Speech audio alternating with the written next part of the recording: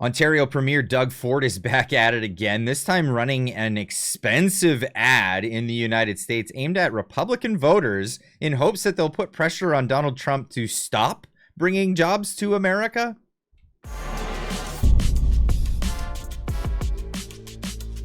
Ladies and gents, welcome back. If you're new here, my name is Clyde. Welcome to the channel. Make sure you're subscribed, by the way. The button is just down there. YouTube apparently has been unsubscribing people from the channel as of late. This is a thing that happens from time to time. I've been getting notifications. People have been commenting about that in the comment section. So make sure you're subscribed because you'll get notifications for things like when I go live, especially tonight. I'll be having special guests, Tamara Leach and Chris Barber. Tune in for that. That should be a lot of fun. Let's get into today's story. So there's a lot of jobs that are moving away from Canada, specifically Ontario, Canada. General Motors is going to be moving 750 jobs from Oshawa to Indiana. And if you include all the part suppliers, it's going to be about 1,750 jobs. Not great for Ontarians, great for people of Indiana, as well as Stellantis. Stellantis, the people who run the plants for Chrysler and Jeep, they're going to be moving a lot of their operations, about $13 billion worth of operations, down to the United States as well, down to Illinois, away from Brampton, Ontario. That's because, in spite of the Canadian taxpayer giving them tons and tons of money. So what has Doug Ford done? He said, enough of this. We're going to convince the Republicans down in the United States that they shouldn't have new jobs. We don't want to do this. Tariffs are bad for everybody. Ontario's running a $75 million campaign. That's right. $75 million of the Ontario taxpayers who won't be able to pay taxes coming up pretty soon because they won't have those jobs, are going to be paying for this ad aimed at Republicans. And they're using the voice of former President Ronald Reagan. You know, it's not using a deep fake. It's actually using AI. It's actually using an old thing that was taken out of context for this particular ad, which is a bit insidious, but it is what it is. Ontario is spending that kind of money on this advertisement. Now, the premier his office says the ad will be airing this week on Newsmax and Bloomberg, but over the next 2 weeks, it'll also start airing on Fox News, Fox Sports, NBC, CBS, CNBC, ESPN, and ABC, as well as other local networks and affiliates.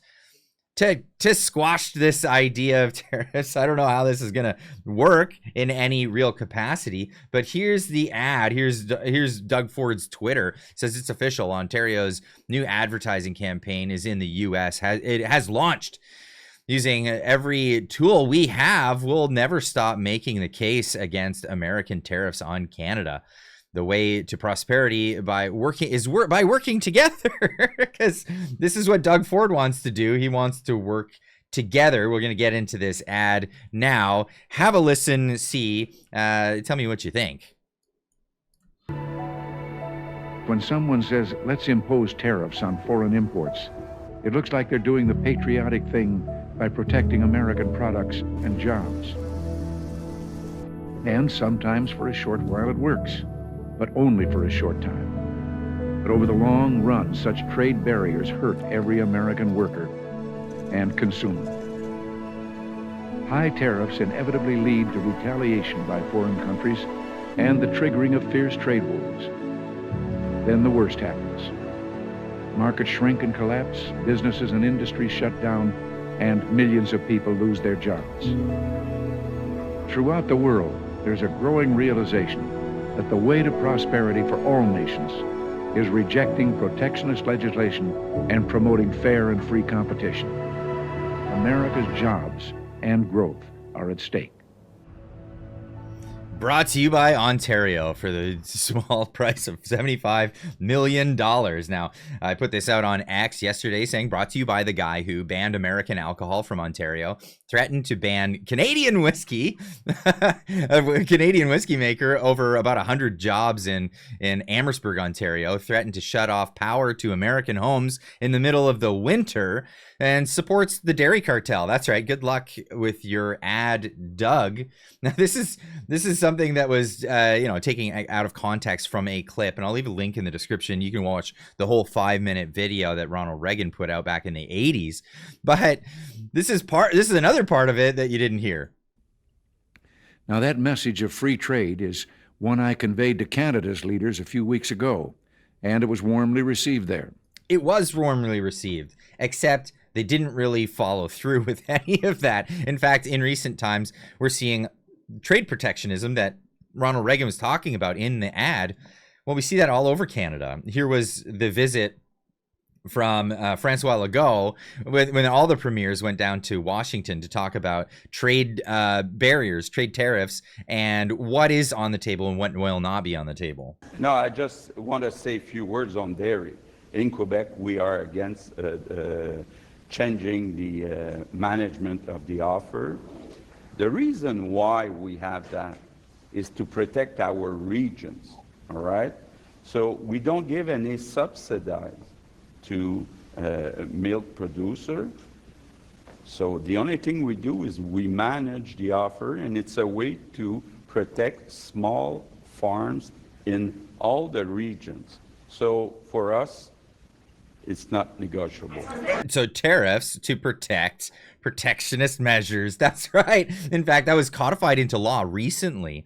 When the Parliament just got back, they quickly, all nonpartisan, right? This was Conservatives, NDP, Liberals, Bloc Québécois all together, and they passed this unanimously, Bill C-202, which, what did it do?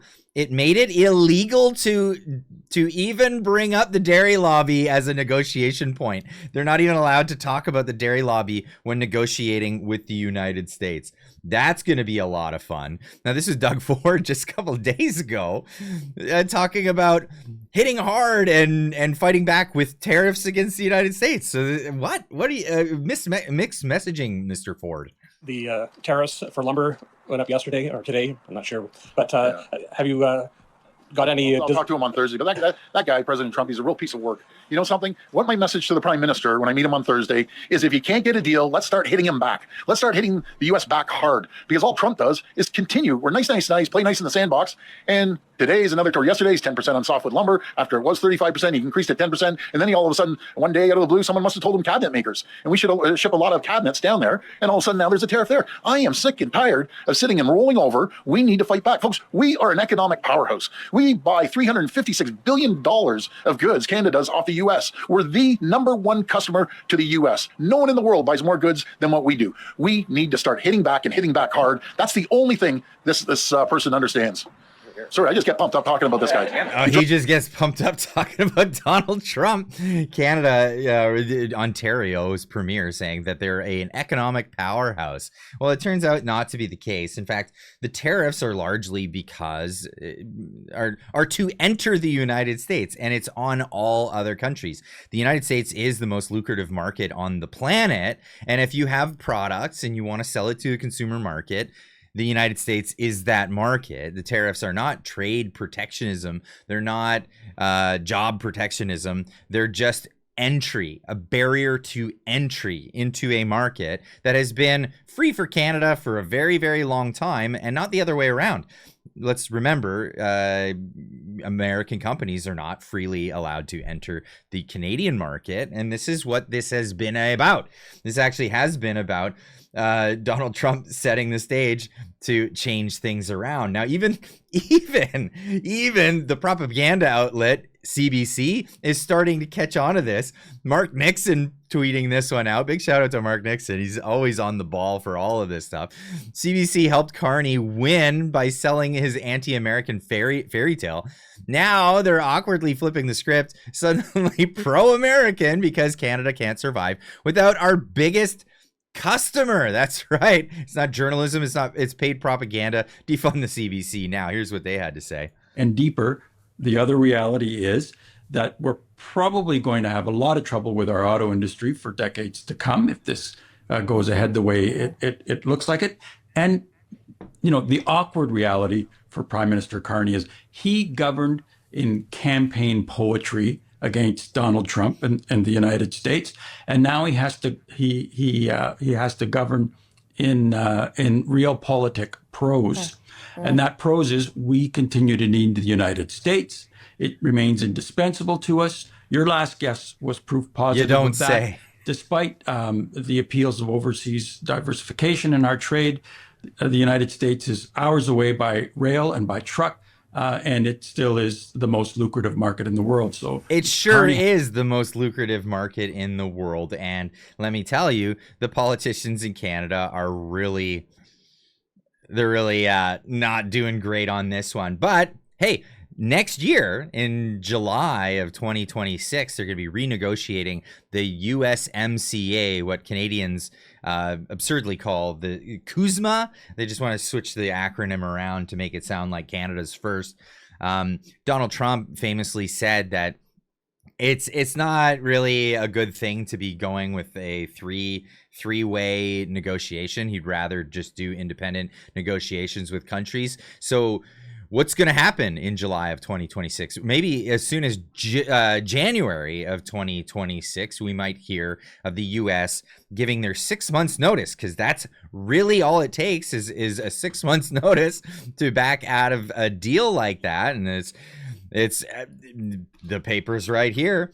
Withdrawal clause, the relevant rule is found in Article 334.6 that any one of the three parties in this agreement of the USMCA can give 6 months notice. That's correct. 6 months notice, and then they're gone. So who do you want negotiating for the next one? Here's the options here. Mark Carney, or which members of his cabinet will be the ones negotiating the USMCA in 2026? I'd love to hear what you guys have to say in the comments down below. Make sure that you're subscribed, because tonight we're going to be doing a live stream. It's going to be a lot of fun. Tamara Leach, Chris Barber joining us tonight for some chat. It's the community Friday night live stream, so tune in. Lots of chats with everybody in the live stream.